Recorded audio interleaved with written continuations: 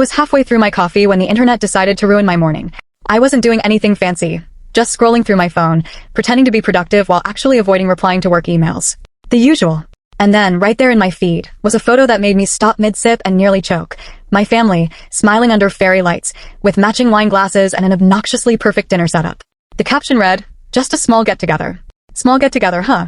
That's an interesting way to describe an event that looked suspiciously like a catered party, complete with floral centerpieces and someone's engagement cake sitting pretty in the middle of the table.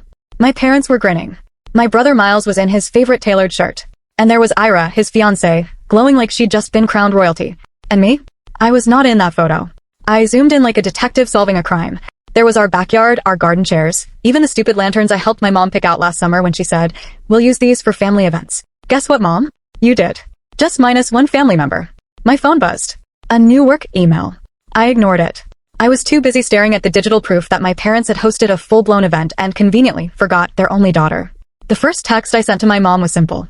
Me, did the guest list get lost in the mail or in your conscience? It took her 3 hours to respond. That's her signature move. Make you wait until you're too emotionally drained to argue properly. Finally, my screen lit up with her message. Mom. Oh, sweetie, it was just spontaneous. Nothing planned. We just had a few people over. You were probably busy anyway. Spontaneous. Sure. With matching outfits, a custom cake, and professional lighting that looked straight out of a Pinterest wedding board. I could practically see the rented plates from here. My mom didn't do spontaneous. The woman planned grocery lists like military operations. I opened the picture again, just to torture myself. My dad had his arm around Miles, looking proud, like they'd just conquered something important. Ira was leaning into Miles, wearing that effortless smile people use when they know they're everyone's favorite. My mom was front and center, beaming with the satisfaction of having hosted another flawless event. It hit me then. I wasn't forgotten. I was excluded. I called Nora because she's the only person who knows how to translate my rage into humor before it combusts. She picked up on the second ring. Tell me you didn't just find another passive-aggressive quote your mom posted. Worse, I said. They had a party. Who's they? My parents. My brother. His fiancé. The extended family. Basically, everyone who shares my DNA. Except me. Silence. Then, oh hell no. Send me the photo. I did. She gasped like it was a crime scene.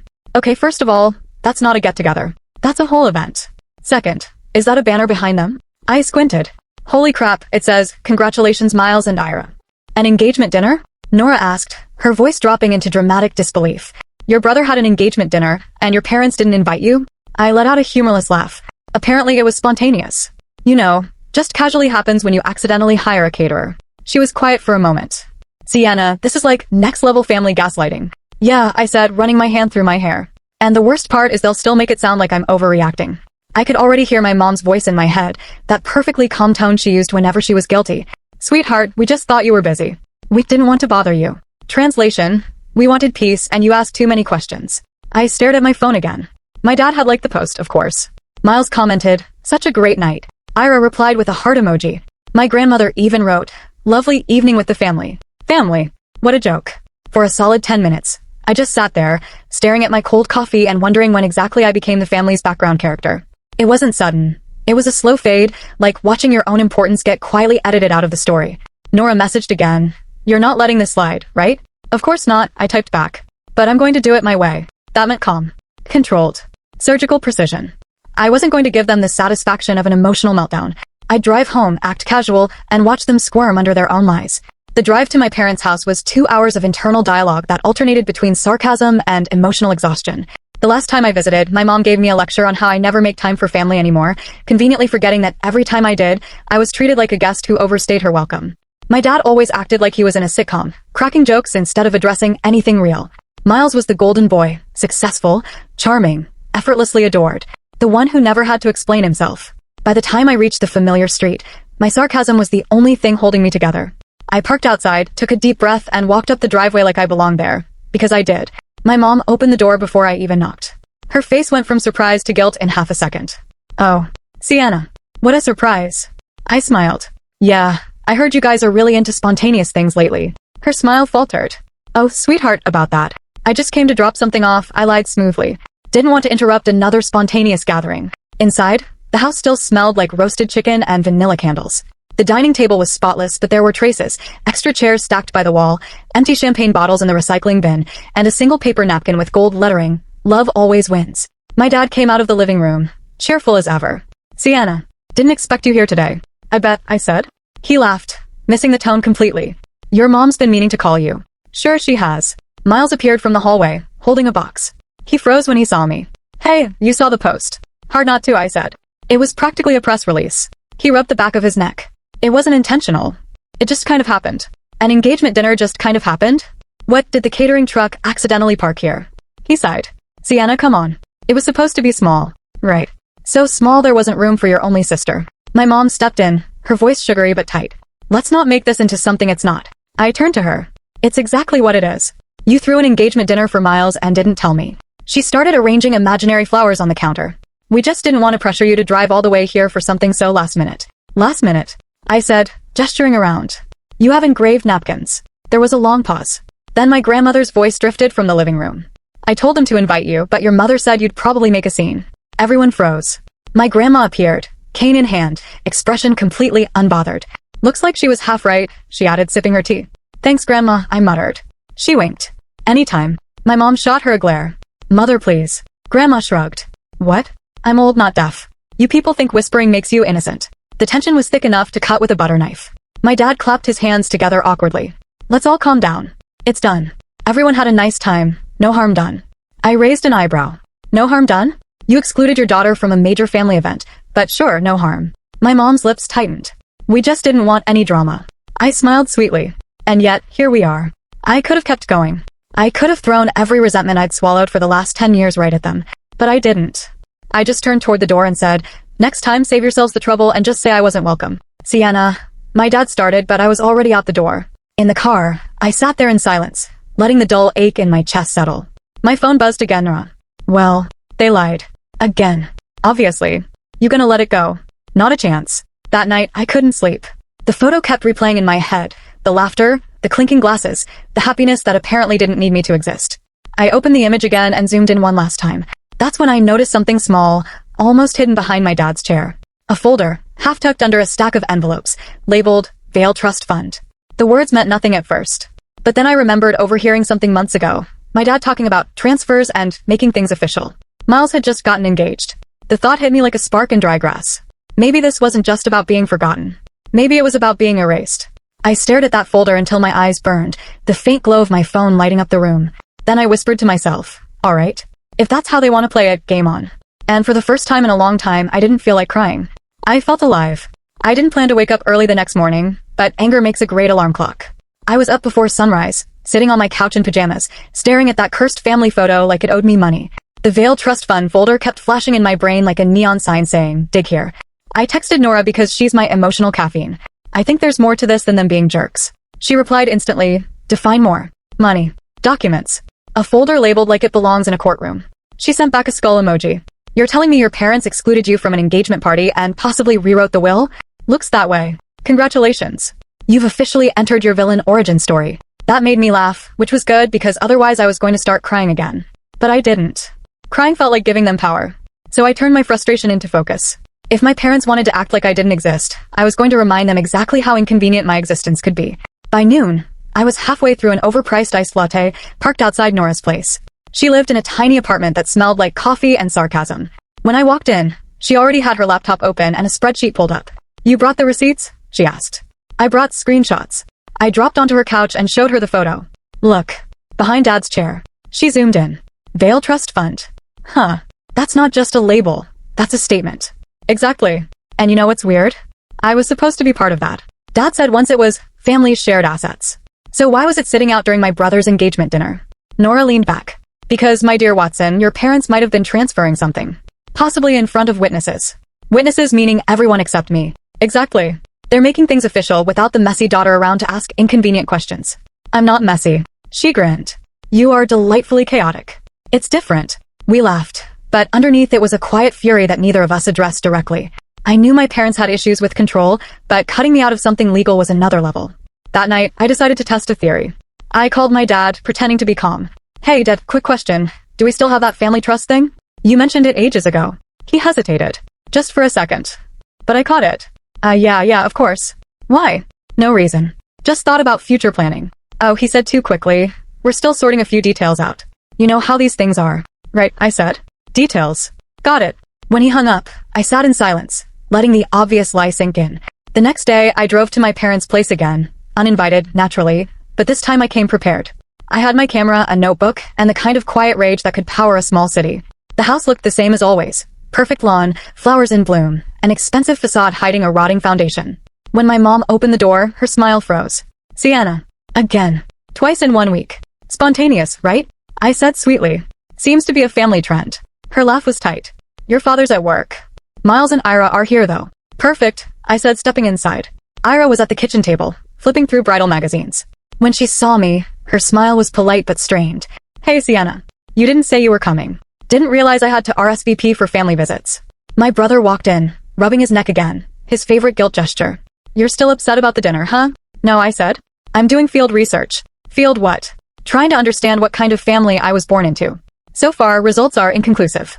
My mom sighed. Sweetheart, we already apologized. Actually, you didn't, I said. You gave me an excuse disguised as an apology. Subtle difference. They all exchanged looks, the kind that silently agreed I was being dramatic. It's funny how people who hurt you always get offended when you notice. I walked around the living room, pretending to admire the decor while scanning for that folder. The house looked spotless. Too spotless. My mom had definitely done her ritual erase the evidence cleanup. But when I glanced at the bookshelf, something caught my eye. A single piece of gold confetti wedged between photo frames. I pulled it out and turned to Miles. So how long did the spontaneous decorations take to set up? He ran a hand through his hair. Look, Sienna, I get it, okay? You feel left out. But Mom and Dad were just trying to make things easy. For who? For everyone. Everyone meaning you. He sighed. You know how Dad is about appearances. Oh, trust me, I do. He's been polishing his image since the day he learned how to smile on command. Ira shifted awkwardly. We didn't mean to hurt you. I gave her a look. You didn't. You just reminded me where I stand. It's good data. My mom stepped forward, her voice softening like she was trying to audition for sympathy. Honey, you've always been so independent. We thought maybe you didn't care about these things anymore. I laughed. Translation, you're too outspoken, and we didn't want you to ruin our curated family photo. She blinked. That's not fair. No, I said. But it's accurate. The room went quiet. Miles cleared his throat. Let's just move on. Please. I stared at him. Sure. But one last thing. What's the Vale Trust Fund? His expression changed instantly. Guilt, panic, and the realization that I knew. He looked at Mom. She froze. Dad wasn't here to save her with his usual charm, and it showed. It's just, some legal paperwork, she said. For what? Family assets, she said too quickly. Maintenance, inheritance, things like that. Right, I said. So, did you happen to maintain it by cutting me out completely? Ira looked between us like she'd stumbled into a soap opera. Maybe we should. Stay out of it, Miles snapped. That was new. His polite tone cracked for the first time. Oh, I said softly. So that's how you talk when I'm not around. He sighed. Sienna, it's complicated. It's theft wrapped in family tradition. What's complicated? You don't understand the business side, he muttered. Then explain it, I said. Or better yet, don't. I'll find out myself. And with that, I walked out. Again. But this time, I wasn't just hurt, I was furious. The kind of fury that turns people productive. Back at my apartment, I started digging. It's amazing how much information is public if you know where to look. Property transfers, trust filings, corporate names. My dad had a shell company tied to the family business, and 2 months ago, it quietly shifted ownership from Victor Vale and Family to Miles Vale Enterprises. Family, huh? Just not this family member. I showed Nora that night. She looked at the screen, then at me. They wrote you out. Sure did. Without telling you. Of course. Why risk an argument when you can commit financial betrayal in peace? She leaned back. Okay, so what's your plan? I stared at the screen.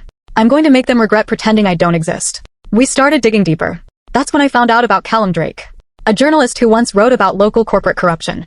One of his articles mentioned a familiar name, my dad's business partner. So I sent him an email. Not emotional, not accusatory. Just facts. Hi Callum, I have information regarding Vale Holdings and some questionable asset transfers. If you're interested in digging, I can provide details. Sienna Vale. He replied an hour later. Interested.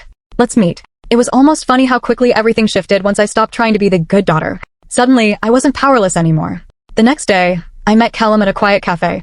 He was tall, calm, the kind of person who listened more than he spoke, a rare species. He glanced at my notes, then at me. You have a paper trail. That's gold. Great. Because I have no intention of staying silent. He smiled faintly. You're aware this could get messy? I stirred my coffee. It already is. When I drove home later, I caught my reflection in the rearview mirror. For the first time, I didn't see the daughter desperate for approval. I saw someone ready to burn the illusion to the ground. That night, I got another message from my mom. Hope you're not still upset. Family is everything, Red Heart. I stared at it for a long time before replying. Funny. I thought family invited each other to dinner before erasing them from legal documents. No response. Just silence. The kind that meant I'd hit a nerve.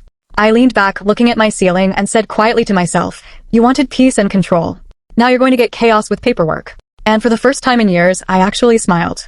It's amazing how quickly silence from your family starts to feel like noise. By the third day, my phone was still empty. No calls, no explanations, not even a fake apology text. Just the echo of their own guilt pretending to be peace. And I wasn't surprised. My parents' favorite coping mechanism has always been pretending a problem doesn't exist until it's socially convenient to fix it. Meanwhile, Nora had upgraded herself to full-time co-conspirator. "You realize you're living in a slow-burn family thriller, right?" she said while scrolling through property documents on her laptop. "All that's missing is ominous piano music and a voiceover." I snorted. Please. If this was a thriller, I'd at least have a glass of wine and a dramatic monologue by now. She raised an eyebrow. "You already do the monologues. You just need the wine." But she wasn't wrong. The deeper we dug, the more I started realizing how layered this whole thing was.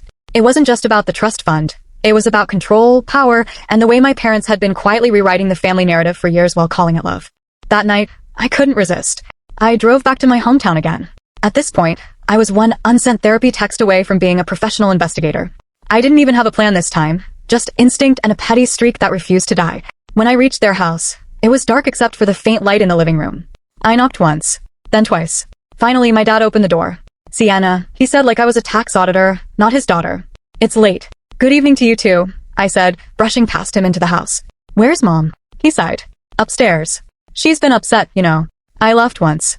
"Yeah, betrayal can really wear you out." He gave me that look, the one he used when he wanted to appear reasonable but still be right. "Can we not do this?" "Oh, we're absolutely doing this," I said, turning to face him. "You and Mom lied to me. You transferred assets behind my back and threw an engagement party for my brother while pretending I was too busy to be invited. We're doing this until you stop pretending it's normal." He rubbed his temples, the universal gesture for, "I don't want to admit I'm wrong." "You're blowing things out of proportion." "No, I'm finally seeing things in proportion." He looked genuinely uncomfortable now, which honestly, I found refreshing. "It wasn't meant to hurt you. You've always been independent. We thought you'd want your own life." "Independent isn't the same as disposable," I said. "You can't just exclude me from family decisions because I don't play along with your script." Before he could respond, my mom appeared at the top of the stairs in her robe, perfectly composed like she'd been rehearsing this confrontation. "Sienna, please. It's late. Let's talk tomorrow." "Tomorrow's never convenient for you," I said. "You like to have your version of the story ready first." Her expression tightened, but her voice stayed calm, too calm. "You're being unfair." "Am I?" I said. "Then explain the trust fund. Explain why my name disappeared from something I helped you build." She didn't answer right away. Instead, she started walking down the stairs, every step deliberate, her face unreadable. "Your father and I decided it was simpler that way. Miles is getting married, starting a family. He needed the resources." I blinked. "Simpler? You're calling erasing your daughter's name from legal documents simpler?" She sighed. "You don't understand the pressure we're under. There's so much to handle, and you're always so emotional about everything." I actually laughed. "You mean I notice things?" Her lips thinned. "You make things difficult." "Yeah," I said, smiling bitterly. "I've noticed that's what you call honesty in this house." For a moment, none of us spoke. Then my grandmother's voice broke the silence from the couch. I hadn't even realized she was there, half asleep under a blanket. "About time someone said it," she muttered. Mom turned sharply. "Mother." Grandma waved her hand. "Oh, please. You and Victor have been playing favorites since these kids were in diapers. Miles farts and you throw a parade. Sienna breathes wrong and it's a family crisis." I almost choked laughing. "Thank you, Grandma." "Don't thank me," she said. "I'm old. I get to be honest now. That's the only perk of outliving your tact." My dad's patience finally snapped. "Mother, that's enough." She looked at him over her glasses. "You don't tell me what's enough. You couldn't even tell your own daughter she was being cut out of her inheritance. Cowardice doesn't age well, Victor." The silence that followed could have cracked glass. My mom stood frozen, and my dad's face went pale. For once, I didn't say anything. Grandma had said it better than I ever could. Finally, I turned to them and said, "You know, if you'd just told me the truth, I might have understood. But you lied. Again. And now it's not just about money. It's about trust." Mom looked like she wanted to cry but couldn't quite manage it. "We didn't want conflict." "Then you shouldn't have raised a daughter who notices everything," I said quietly. I left after that, before I could say something I'd regret. But honestly, there wasn't much left to regret. Outside, the night air was cold, sharp, and somehow cleansing. I got into my car and sat there for a while, staring at the porch light. That house used to mean safety to me. Now it just looked like a well-decorated lie. On the drive home, my phone buzzed with a message from an unknown number. "Is this Sienna Vale? This is Callum Drake." I did some digging. "You were right, something's off. Can we talk?" I pulled over and stared at the message for a long minute. Of course something was off. I'd known that in my bones long before I saw any documents. When I met Callum again the next day, He looked more serious than before. He slid a folder across the cafe table. Your father's company restructured 6 months ago. You were technically still listed as a silent shareholder until recently. Then, boom, amendments filed, your name gone. Who signed it? I asked. He pointed at the page. Your mother. That hit harder than I expected. My father lying was one thing. It was practically his hobby. But my mom putting her signature on something that erased me? That was a new level of betrayal. Callum must have seen it on my face because he lowered his voice. I can publish this. But if I do, it becomes public. No going back. I shook my head slowly. Not yet. They just spin it. First, I want them to see I know. Then we'll see what truth costs them. He nodded, impressed. You're playing the long game. I learned from the best, I said. That evening, I got a message from my brother. Mom's been crying all day. Just talk to her, please. I stared at the text. Crying because she's guilty or crying because she got caught. I didn't reply. Instead, I drafted an email. To both my parents. Short, sharp, surgical. Hi Mom and Dad, since I'm apparently not part of the family business or trust anymore, please confirm whether there are any outstanding legal ties or documents requiring my signature. I'd prefer to handle them properly before you simplify anything else. Regards, Sienna. No greeting. No warmth. Just paperwork. Exactly how they liked it. That night, I didn't feel sad. I felt clear. The kind of clarity that comes after you stop waiting for people to see your worth. And somewhere between the bitterness and the relief, I realized something important. They could cut me out of documents, dinners, or photo frames, but they couldn't erase the truth. And I was done pretending not to see it. I poured myself a glass of wine and texted Nora. The storm's brewing. She replied instantly, good. Bring an umbrella and receipts. I smiled, took a sip, and said quietly to myself, round 3 begins tomorrow. By the next morning, I'd mastered the art of pretending everything was fine while being one caffeine molecule away from burning my entire family's legacy to the ground. Nora noticed immediately. You're chewing your coffee, she said, eyeing me from across the table. That's not normal behavior. I'm just thinking, I said, though it came out more like a growl. You're plotting, she corrected. And I fully support it. Just tell me whether I should bring snacks or legal counsel. The thing is, once you see your parents as people who manipulate rather than nurture, it's like watching the curtain drop after a long-running show. You can't unsee it. Every memory starts replaying with new subtitles, sarcasm replacing nostalgia, strategy replacing sincerity. I spent the day pretending to work while secretly stalking every legal record Callum had mentioned. My parents' company filings were public, which made snooping not only easy but also disturbingly satisfying. Their new restructuring wasn't just about simplifying. There were quiet little shell transfers, tax loopholes, and a suspicious trail of donations to some family foundation that conveniently didn't list all its trustees. Guess who wasn't on the list? Me. By evening, I had a headache and a moral crisis. Nora came over with takeout and that I'm about to meddle look. So, any progress in your revenge arc? I wouldn't call it revenge, I said. It's more like a reclamation with flair. She grinned. That's the most dramatic sentence you've said all week. I'm proud.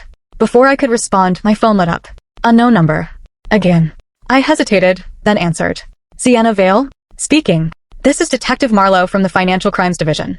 We received a tip regarding your family's company. I'd like to ask a few questions. I froze. A tip?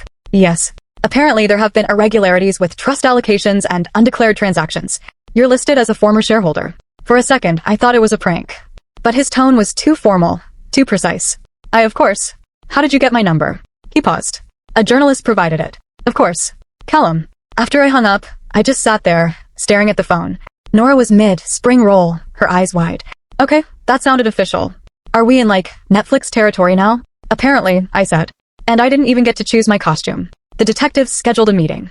He was polite, methodical, and unnervingly calm, like someone who's seen too many family scandals to be surprised by another. He asked about the trust, the signatures, the company transfers. I told him everything I knew, trying to sound factual instead of furious. He nodded occasionally, taking notes. When it was over, he said, "You've done the right thing, Ms. Vale. If what you're saying checks out, there may be grounds for investigation." Investigation. That word had a satisfying weight to it. But then came the catch. Your parents will be notified as part of standard procedure. I blinked. So they'll know I talked? I'm afraid so. That night, I didn't sleep. I kept imagining their reactions. The shock, the outrage, the inevitable call. But none came. Not even a text. Which, in my family, was somehow worse. Silence meant planning. 2 days later, my brother Miles called. His tone was stiff, controlled. "Sienna, what the hell did you do?" "Good morning to you too," I said. "Don't play dumb." The detective came by the house. "Mom's losing it. Dad hasn't left his office in hours. Maybe they should have thought about that before they erased me from existence." He groaned. "You're making things worse. There's talk of audits. Do you even realize what that means for us?" "For you maybe," I said. "I'm already out. What exactly am I supposed to lose here?" "This isn't just about money, Sienna," he snapped. "You're dragging our name through mud." I laughed bitterly. Your name was already muddy. I just stopped pretending it was gold. He hung up on me. Classic. By that evening, social media had started whispering. Someone, probably a bored intern or nosy neighbor, had leaked that the Valles were under financial review. My mother's friends began unfollowing her in silent digital judgment, which, in her world, was worse than exile. At midnight, my phone buzzed again. A message from my mother. Come home. We need to talk. Mom. Part of me wanted to ignore it. The other part, curious, angry, masochistic, grabbed the keys. When I arrived, the house was dimly lit except for the living room. Both of them were sitting there, like a panel waiting for my confession. My dad spoke first. You went to the authorities? I answered questions, I said. That's different from betrayal. You've humiliated this family, he said, his voice trembling with controlled rage. No, you did that yourselves, I replied. I just turned the lights on. Mom finally spoke, soft but venomous. You always need to be the victim, don't you? I stared at her. That's rich coming from the woman who staged a family photo shoot without one of her children. She flinched, and for a moment, I almost felt guilty. Almost. My father slammed his hand on the table. Enough. You're going to retract your statement. Not happening. He leaned forward. Then you're no longer welcome in this house. I smiled faintly. You've already proven that, remember? I turned to leave, but my mother's voice stopped me. You'll regret this, Sienna. I looked back. Maybe. But at least it'll be mine to regret. I walked out without looking back. Outside, the air felt heavy, but somehow freer than before. I drove aimlessly for an hour, trying to process the fact that I had officially burned the bridge I spent my whole life trying to cross. When I got home, Nora was waiting on the couch with ice cream and crime documentaries. I figured you'd either need emotional support or bail money, she said. Honestly, maybe both, I said, collapsing beside her. So she said between bites, are you the family villain now? Apparently, I muttered. But at least I'm a self-aware one. A few days later, Callum called. The investigation's moving fast. Your testimony helped. They've frozen certain assets. I sat up. Wait, what? Your parents' accounts. Temporarily. Standard procedure. I leaned back, half shocked, half impressed. Wow. I didn't mean to start a financial apocalypse. He chuckled. You didn't. You just revealed who was holding the matches. After we hung up, I stood by the window for a long time, watching the city lights blur through the glass. For the first time in weeks, I felt something close to calm. My parents' empire might be crumbling, but maybe that's what it needed, to expose what it was really built on. Then, just as I started to breathe again, I got a voicemail. From my father. Sienna, it's your dad. You need to come home. It's urgent. Please. No anger, no control, just desperation. And that was new. I stared at the phone for a long time, my heart caught between curiosity and exhaustion. Because if there's one thing I've learned about my family, it's that urgent never means honest. Still, I couldn't help thinking, whatever came next was going to change everything. I don't know what's worse, hearing your father's voice sound broken, or realizing you don't care as much as you used to. His voicemail kept replaying in my head all night, like an echo I couldn't shut off. It's urgent. Please. The man who used to bark orders now sounded like someone who'd lost control. And that scared me more than his anger ever did. By morning, I decided to go. Not out of compassion. Let's not romanticize this, but out of morbid curiosity. Because when people who've built their lives on manipulation suddenly say please, you know something dramatic is about to collapse. When I pulled into the driveway, the house looked the same, which felt offensive. You'd think betrayal and chaos would leave visible cracks in the walls. But no, everything looked perfectly manicured, like even their garden was in denial. My dad opened the door before I knocked. He looked smaller. Not physically, but in presence. Like someone had taken a pin to his self-importance and deflated him just enough to look human. You came, he said. Don't sound so surprised, I said. You did say urgent. Inside, my mom was sitting on the couch, pale, still in her robe, her phone next to her like a loaded weapon. On the table were a few printed papers, an envelope, and a half-finished glass of white wine. It was 10 a.m. That told me everything I needed to know. Sit, my father said, motioning to the chair across from them. I stayed standing. What's going on? He sighed and handed me the envelope. This arrived yesterday. Inside was a letter from the Financial Crimes Division. Formal, cold, precise. They were expanding their investigation. Apparently, those donations I'd found had ties to offshore accounts under my father's name. And guess whose signature was used to approve them 3 years ago? Mine. I froze. What is this? Mom spoke, her voice trembling. We used your name for some documentation back then. It was just a formality. We didn't think. I laughed, sharp and humorless. You forged my signature? It wasn't forging, Dad said quickly. You were technically authorized. I wasn't aware, which makes it forgery, I cut in. I could feel my pulse in my fingertips. It wasn't just betrayal anymore. It was fraud, and my name was collateral. My mother was crying now, a quiet, pitiful sound that used to make me feel sympathy. Now it just made me tired. We didn't want to drag you into it, she said. You dragged me into it the moment you used my name, I said. Congratulations, you've upgraded from emotional manipulation to financial crime. Dad rubbed his forehead. Sienna, listen. We can fix this. If you just tell the investigators you knew. I almost laughed again. Are you asking me to perjure myself for you? He snapped. This family is everything you have. Not anymore, I said quietly. You made sure of that. For a moment, no one spoke. Then my mom whispered, they could press charges. Against me, I said. If they believe you were involved, yes. I let out a slow breath. Then maybe I should tell them everything. That was the moment the illusion shattered. My father slammed his fist on the table, and the sound echoed like thunder. You destroy your own parents? I met his eyes. You already did that. I'm just not cleaning up the ashes. I walked toward the door, but before I could leave, my mother's voice stopped me again. Sienna, please. Don't do this. You don't know how dangerous this is. I turned. Dangerous for who? You or me? Outside, the sun was too bright. It felt wrong, like the world had no idea how rotten things were inside that house. I sat in my car for a long time shaking. My parents hadn't just lied. They'd turned me into a legal shield without my knowledge. When I told Nora, she nearly dropped her fork. They what? They used my signature, I said flatly. Apparently, I've been an accessory to their creative accounting. She blinked. I take back what I said earlier. This is Netflix territory. You're in season 2 now. Later that day, I met with Callum. I showed him the letter, my hands still trembling slightly. He read it twice, then looked up. This complicates things. Understatement of the century, I said. They can't prosecute you if we prove you didn't know, he said. But we'll need to prove the documents were falsified. And how do we do that? He smiled faintly. By being smarter than your parents. We started building a timeline. Old emails, messages, transaction dates, everything. Callum was good at this, almost disturbingly calm while I spiraled between anger and disbelief. At one point, he said, they didn't just want to cut you out, Sienna. They wanted to use you. That's worse. I nodded slowly. Yeah. I'm starting to think I was never the rebel. They just needed someone to blame if things went wrong. That night, I didn't drink, didn't watch TV, didn't even text Nora back. I just sat at my desk, scrolling through every old memory that suddenly looked different in hindsight. Every we're doing this for your future talk, every we just want you to trust us. It all meant something else now. Control. Secrecy. Ownership. Around midnight, my phone buzzed again. A new message from a block number. You're making a mistake. Stop digging before you regret it. I stared at the screen, the words burning into my chest. It didn't say who it was, but I didn't need to guess. My parents might have been reckless, but they weren't that stupid. Someone else was involved, someone who didn't like me stirring the pot. I forwarded the message to Callum with one line, told you this was bigger than them. He replied almost immediately, meet me tomorrow. Don't go anywhere alone. That's when it hit me. What started as a family feud had just turned into a full-blown conspiracy. The irony wasn't lost on me. My parents had always said I overreacted, that I dramatized everything. Well, guess what? Turns out I was the only one not dramatic enough. I looked out the window, the city lights flickering like quiet witnesses, and whispered to myself, they wanted to keep me out of the story. Too late now. Because whatever this was, this messy, dangerous, sarcastically poetic disaster, I was in it till the end. When someone tells you not to go anywhere alone, it immediately makes you want to go everywhere alone. Maybe it's rebellion, maybe it's stupidity, or maybe I've just inherited the family's talent for bad decisions. But when I woke up the next morning, I couldn't sit still. My parents had turned me into their scapegoat, strangers were threatening me to stay quiet, and now a detective and a journalist were my new social circle. So yeah, I wasn't exactly thriving.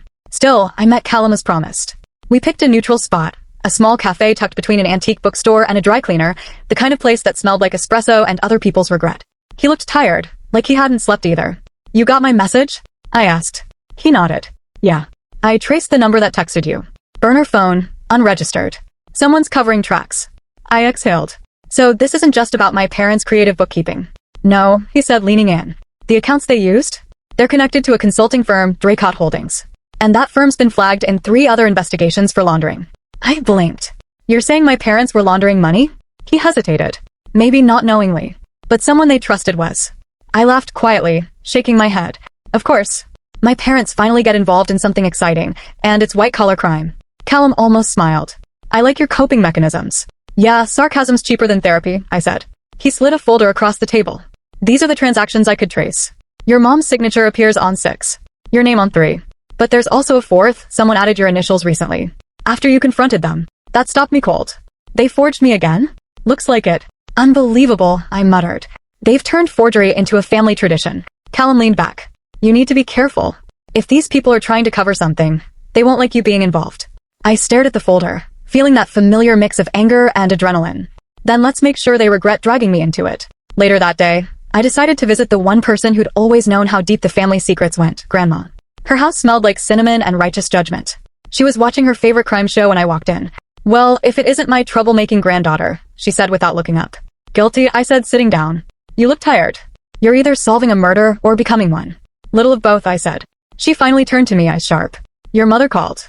Said you're destroying the family. I rolled my eyes. Yeah, because asking why they forged my signature is apparently high treason. Grandma snorted. Oh please. That woman couldn't tell the truth if it was monogrammed and gift-wrapped. I smiled. You know, you might be my favorite person alive. Don't get sentimental, she said. Just tell me what's going on. I told her everything. The forgery, the threats, the investigation. She listened without interrupting, occasionally sipping her tea like she was watching a particularly juicy courtroom drama. When I finished, she nodded slowly. I knew something was wrong, she said. Your father's been acting strange for months. Whispering on calls, locking himself in his office. I even saw a man visit late one night. He wasn't a friend, Sienna. He looked like a collector. Collector? She shrugged.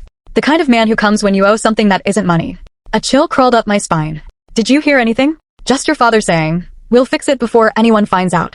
Anyone? I repeated. She nodded. And then, even if we have to use her name again. I froze. My father hadn't just forged me. He planned to keep doing it. I didn't know whether to scream or laugh. Well, I said quietly. He really went for the Parent of the Year award. Grandma sighed. He's scared. They both are. But fear doesn't make people honest. It makes them desperate. Yeah, well, I'm done being their insurance policy, I said, standing. That night, I met Callum again, and we hatched a plan. Not revenge, just exposure. We'd gather proof, leak it strategically, and make sure every signature, every file, every shady account saw daylight. You sure you want to go public? He asked. Once this starts, there's no undoing it. I looked him straight in the eye. They erased me from their story. It's time I write my own. Over the next few days, things escalated fast. We traced the accounts to shell companies overseas. Callum contacted the detective. I started getting anonymous emails, half threats, half pleas. Someone wanted me silent, and someone else wanted me scared. Both failed spectacularly. Then one evening, as I was sorting through scanned documents, I noticed something strange. A signature on one of the offshore transfers looked almost, but not quite like mine. The handwriting was wrong. The pen pressure was different. I zoomed in and felt my stomach drop. It wasn't my mother's forgery this time. It was my brother's. I called Callum immediately. Miles forged it. He hesitated. Are you sure? I'd recognize that smug half-loop on his S anywhere. He forged my name, Callum. Not him. That changed everything. My brother, the golden child, the family's perfect heir, he wasn't just benefiting from the lies. He was participating. I felt my throat tighten. He used to tell me to stop being dramatic, I said, laughing bitterly. Turns out I wasn't dramatic enough for his taste. Callum's tone softened. You know what this means? Yeah, I said. He's been covering for them. Maybe even leading it. That night, I sat alone on my balcony, staring at the city below. The irony wasn't lost on me. The girl who wasn't invited to a family get-together was now the center of a criminal mess that could tear that family apart. I thought about my father's desperate voicemail, my mother's crocodile tears, and my brother's forged signature, and all I felt was clarity. They'd built a story without me, but now, every chapter was mine to end. I sent one text to Callum before going to bed. Time to turn the page. The morning after the disastrous family game night, Sienna woke to the sound of her phone vibrating angrily on her nightstand. Sunlight leaked through her blinds, cutting sharp lines across her messy comforter. She ignored the phone once, then twice. But the third time, it buzzed so long it felt like the universe was mocking her with persistence. She groaned, reached out blindly, and squinted at the caller ID. It was Nora. Of course it was Nora. The human embodiment of chaos in cropped cardigans. Good morning to you too, emotional support raccoon, Sienna muttered, answering the call.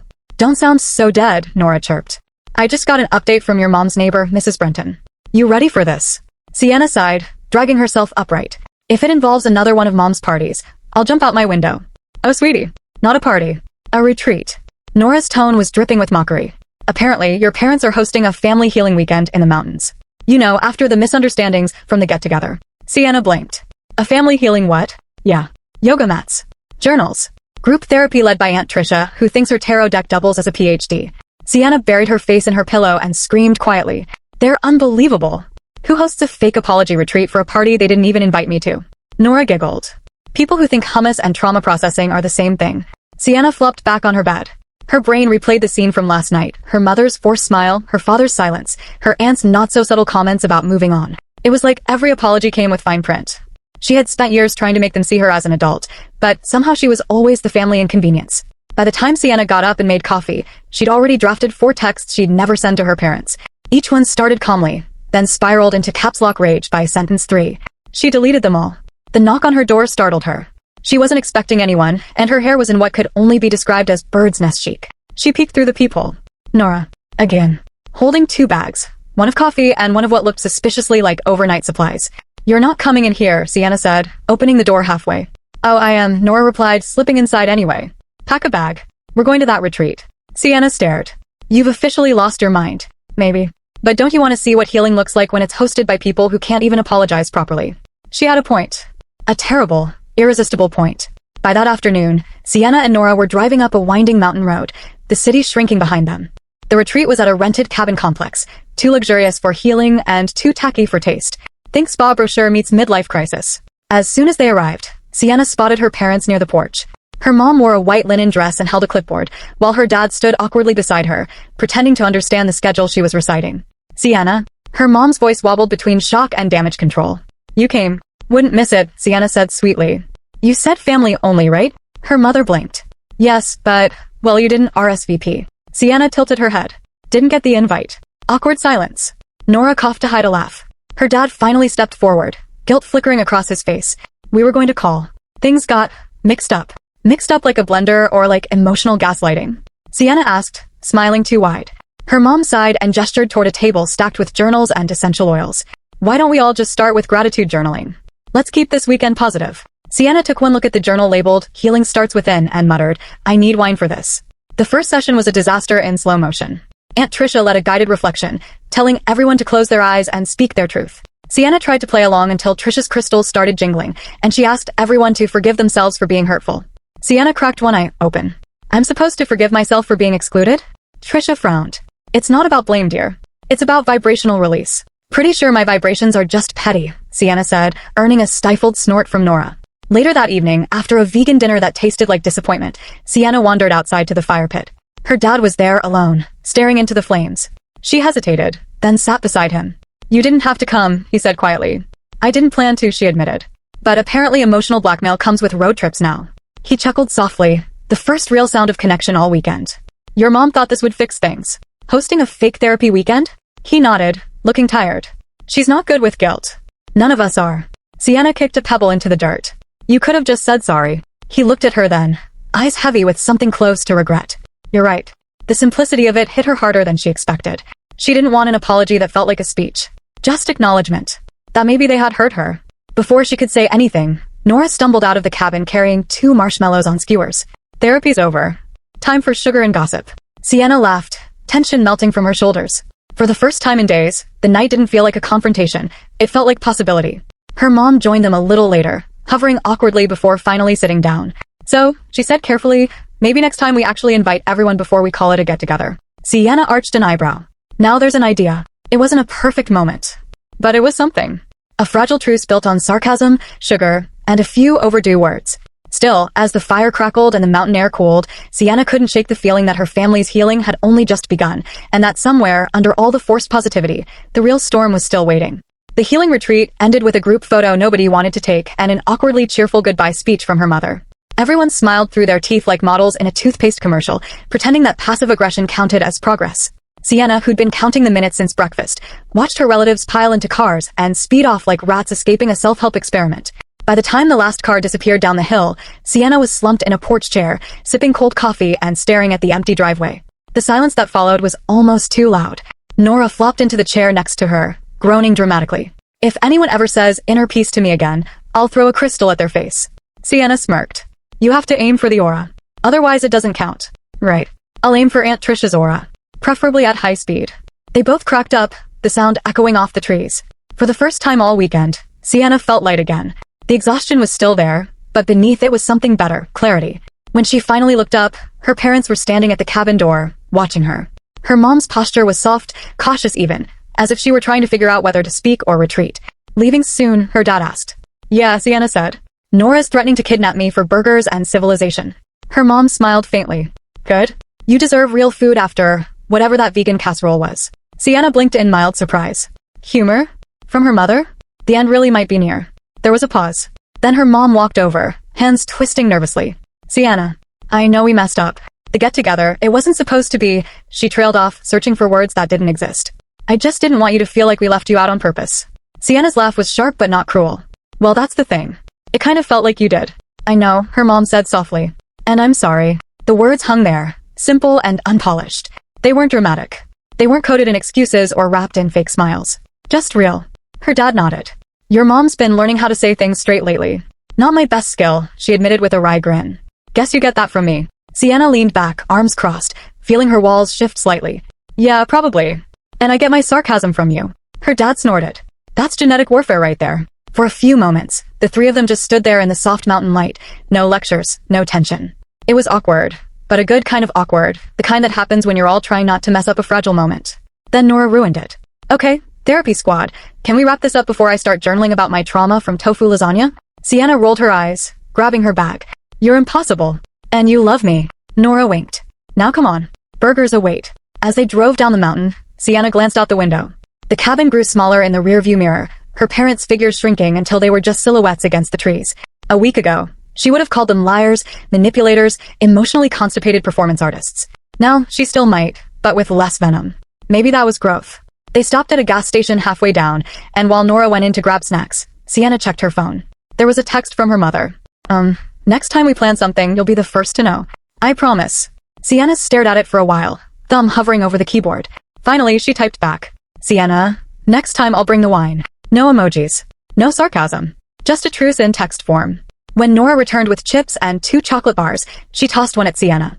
For emotional recovery. Sienna tore it open. You really think this family can be fixed? Nora shrugged. Fixed? No. But mildly upgraded? Maybe. Like a phone that still glitches but now comes in rose gold. Sienna laughed, biting into her chocolate. That's the most optimistic thing you've ever said. As the car rolled down the winding road, Sienna felt the tension uncoil in her chest. Her parents weren't perfect. Far from it, but maybe they were trying, and for once, that was enough. The trees thinned, giving way to the city's skyline ahead. She reached for the radio, turned up the volume, and let herself laugh at the absurdity of it all. Her family, the retreat, the fake forgiveness that somehow turned real. Some families needed therapy. Others needed distance. Hers? They just needed better invitations. By the following weekend, life in the city had snapped back to its usual rhythm. Sirens at midnight, the smell of burnt coffee, and Sienna's inbox screaming for attention. Her healing retreat hangover was fading, but flashes of that weekend still flickered through her mind like emotional reruns she hadn't asked for. Her mom's half-apology. Her dad's quiet guilt. Aunt Trisha and her crystals. Nora waving marshmallows like a sword. It all felt like a fever dream wrapped in essential oils. She sat in her small apartment, laptop open, trying to focus on her freelance work, a product copy for an eco-friendly detergent. The tagline she'd written read, "Washes away your stains, not your soul." She stared at it for 5 minutes before muttering, "Yeah, sure. Tell that to my family." Her phone buzzed with a text. "Dinner tonight? Just us. No surprises. 7 p.m. Sienna squinted at the message. No surprises, huh? That was suspiciously specific. Still, curiosity won. She agreed, mentally preparing for whatever simple dinner meant in her parents' world, probably a 3-course guilt buffet with emotional dessert. When she arrived that evening, the house looked normal. Too normal. The fairy lights were gone, the healing banners had disappeared, and even Aunt Trisha's car was nowhere in sight. Her mom greeted her at the door, apron dusted with flour, face bare of the usual social armor. "You came," she said softly. "I was promised food and no therapy," Sienna replied, stepping inside. Her dad appeared from the kitchen, grinning sheepishly. "Just homemade pizza. We figured we'd try something low drama." Sienna raised an eyebrow. "Pizza night? What's the catch?" "No catch," he said. "Unless you count your mom's attempt at sourdough crust." Her mom smacked him lightly with a towel. "It's experimental." "It's dense," he said. "It's character building," she shot back. Sienna actually laughed. A real belly laugh. She couldn't remember the last time she'd done that in this house without tension sitting on her chest. Dinner was chaotic in the best way. The crust was, indeed, nearly weapon-grade dense, but the toppings were perfect, and her dad's storytelling hadn't lost its comedic timing. For once, the room didn't feel like a courtroom. No one was pretending, and no one was trying too hard. Halfway through, her mom wiped her hands on a napkin and said quietly, "We've been thinking about doing better. Not fixing everything overnight. Just being more honest." Sienna put down her slice. "Honest is good." Her dad nodded. "We know the get-together thing hurt you. It shouldn't have happened that way. We thought keeping the peace meant avoiding conflict, but it just made it worse." She looked at them, really looked, and for the first time they didn't seem like the enemy. Just 2 flawed people trying to unlearn their bad habits. "Thanks," she said softly. "I wasn't perfect either. I just got tired of pretending it didn't hurt." Her mom reached across the table, resting her hand over Sienna's. "Then maybe we stop pretending altogether." There it was again, something small but real. The beginning of something new. After dinner, as her dad loaded the dishwasher wrongly, as always, Sienna wandered into the living room. The family photo shelf still stood there, full of smiling faces from years ago. Birthdays, holidays, the forced cheer of people who hadn't yet learned honesty. But tonight, it didn't sting. It felt almost okay. Her mom joined her, handing over a glass of wine. You know, she said, we were talking about planning another get-together. Sienna groaned. Mom. Her mom laughed. Relax. I said we were talking about it. But this time you plan it. You pick the guest list, the food, everything. I'll just host. Wait me. You're the one with taste, she said. I'm still recovering from Aunt Trisha's kale brownies. Sienna took a sip of wine, smiling slowly. All right. But if anyone brings a crystal, I'm locking them outside. Deal. Later that night, as she left, her dad followed her to the door. You know, he said, for all our chaos, I think we're doing okay. Sienna smirked. Define okay? Still talking. Still laughing. Still trying. She couldn't argue with that. Driving home through the city lights, she replayed the evening in her head. The laughter. The honesty. The weirdly comforting pizza. For years, she'd carried resentment like a shield. But maybe she didn't need it anymore. Maybe the real power was in lowering it, just enough to let the good parts through. Her phone buzzed again. A group message. Family dinner next Sunday. Sienna's in charge. Smiley face. Dad, does this mean no kale? Sienna, it means real food and real people. And no pretending it's just a get-together. As she hit send, Sienna laughed to herself. Her family was still a beautiful mess, sarcastic, chaotic, occasionally delusional. But for the first time in a long while, she didn't feel left out of it. She was in it. Fully. And for once, that was enough. A month later, the new and improved family dinner finally happened, and miracle of miracles, no one cried, stormed out, or mentioned chakras. That alone felt like a generational achievement. Sienna arrived early this time, not to impress, but because she wanted to be there. The dining room was set with mismatched plates, and a candle that smelled faintly like vanilla and redemption. Her parents had promised to keep it casual, which apparently meant takeout from her favorite Thai place and a Spotify playlist called Vibes but Family Safe. When Nora showed up 15 minutes later, waving a bottle of wine and her trademark chaos, Sienna's dad high-fived her at the door. Glad you could join us, the emotional support friend. Glad you're all finally behaving like a sitcom family, Nora shot back. Dinner was loud. Imperfect. Full of laughter that didn't sound forced this time. Her mother even admitted, halfway through the spring rolls, that maybe, she had a tendency to over-control things. Her dad nearly choked on his drink trying not to say, you think? At one point, Nora leaned toward Sienna and whispered, you realize this is how cults start, right? Everyone laughing and pretending to heal. Sienna smirked. If this is a cult, at least the food's good. By the end of the night, her mom insisted on taking another family photo. This time there was no fake posing. Just real smiles. Messy, genuine, slightly wine-fueled ones. Sienna looked around the table, realizing how much could shift in a few weeks. Not magically, but slowly, like furniture finally being rearranged after years of bumping into the same corners. Her parents weren't perfect. Neither was she. But somehow that had stopped being the point. Later, when everyone had gone home and the house had quieted, her mom sent her a picture from the night, the group shot. The caption just said, family properly invited this time. Sienna stared at the photo for a long moment, then saved it to her phone. She smiled, shaking her head. It wasn't forgiveness. It wasn't closure. It was something better, understanding, laced with sarcasm and maybe even love. Because sometimes, healing didn't look like a grand apology or a teary reunion. Sometimes it was just sitting at the same table again, and realizing that this time, you actually wanted to be there. And for Sienna, that was more than enough.